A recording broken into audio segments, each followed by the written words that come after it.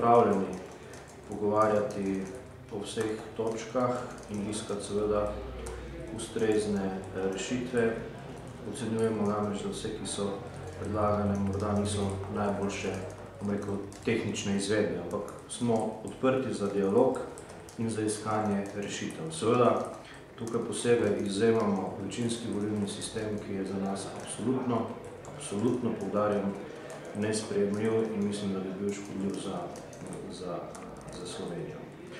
K temu, ker smo vendarle mnenja, da morda sam politični sistem ni tako problematičen, ampak je najbolj problematičen političen razred, bi predlagali sledeče, da se pripravi morda zakon ali pa kakršenkoli drugi mehanizem o prednostni obravnavi sodnih postopkov, v katere so vpleteni politiki in javni funkcionarji, ter sodnih postopkov povezanih z lastninskimi prevzemi.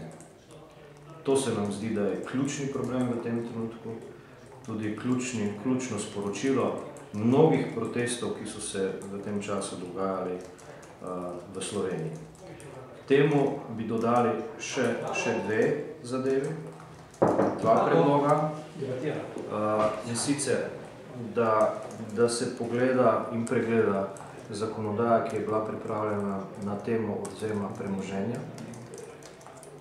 ki očitno še vedno ne deluje in je po moji oceni in oceni Slovenske ljudske stranke problematična.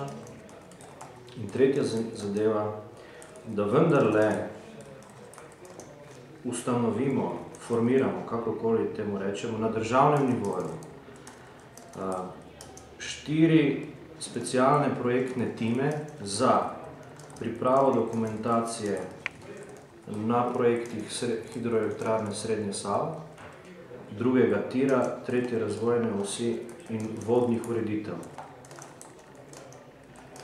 Tukaj mislimo predvsem na to, da se vzamejo strokovnjaki iz vseh branž, vseh tistih, ki so v upravnih postopkih in specialno delajo na teh 4 projektih, se jim dodeli določen rok enega leta, da se pripravi vsa dokumentacija, da je za to potrebna in so zadolženi samo za to, da nič drugega.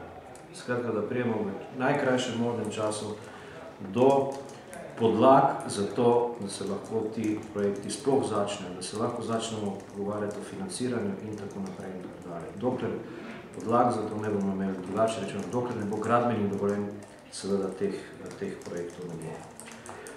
Če se zdaj dotaknem tudi vprašanj, ki so